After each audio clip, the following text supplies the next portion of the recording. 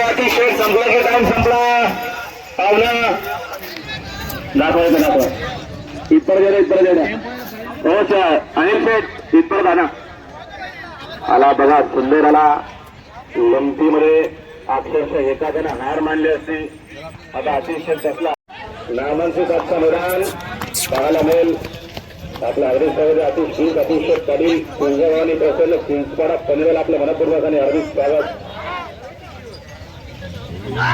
गाड्या मला आता सहकार्य करा बंद करा देव रंगणापासून या मागे या हो तुम्ही. तर मित्रांनो ट्रिपल महाराष्ट्र केसरी रुद्रा आणि सध्या मुंबईमध्ये बिंजोडचं मैदान गाजवण्यासाठी आलेलं आहे.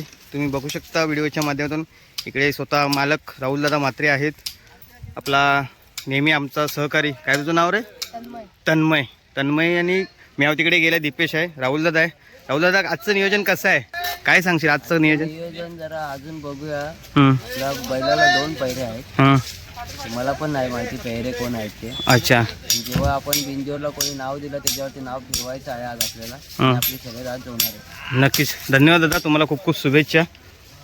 तर हा आपला रुद्रा आपला टिट्टूसुद्धा आलेला आहे. टिट्टू वरती आरबाडीमध्ये होता आणि त्याचंसुद्धा लवकरच आपल्या अड्ड्यामध्ये आगमन होईल. हे तुम्हाला आपण दाखवू.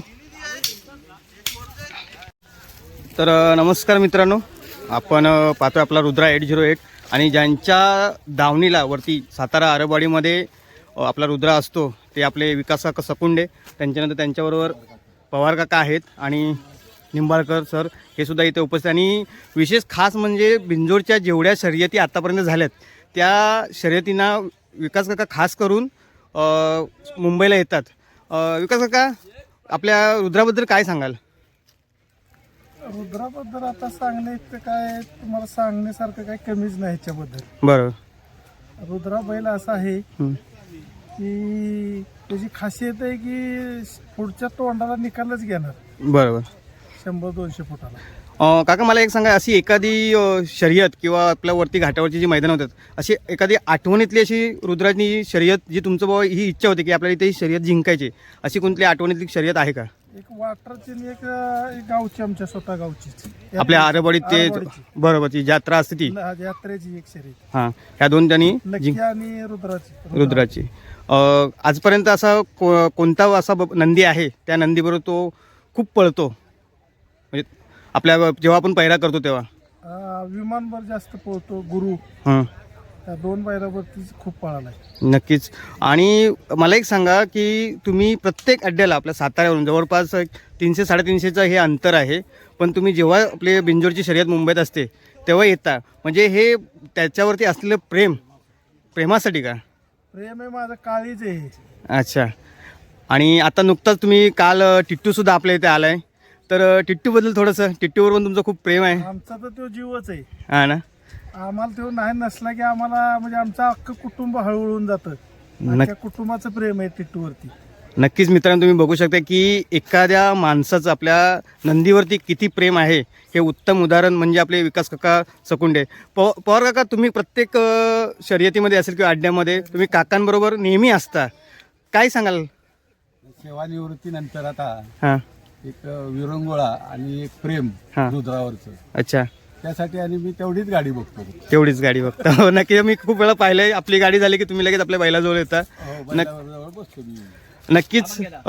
तुमचं सगळ्यांचं मनपूर्वक आभार आणि खूप खूप शुभेच्छा तुम्हाला.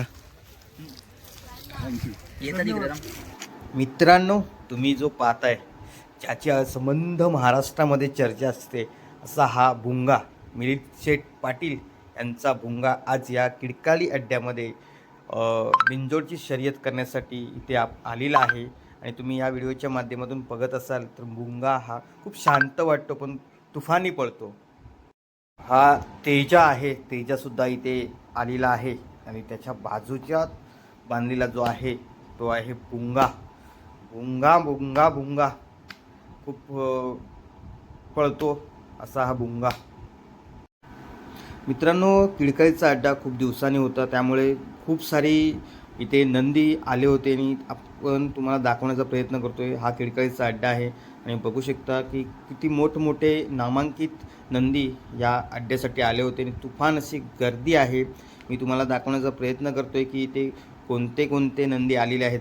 तुम्ही जर ओळखत असाल तर कोणत्या नंदीचं नाव काय आहे तुम्ही कमेंट करून नक्की सांगा. 4269 हा सुद्धा नंदी इथे आलेला आहे. इकडे बघू शकता तुम्ही की किती मोठ्या प्रमाणामध्ये इकडे या किडकाळी अड्ड्यामध्ये नंदी आलेत. जणू जसं की बैलांचा बाजार होतो अशा प्रकारे हा अड्डा भरलेला आहे.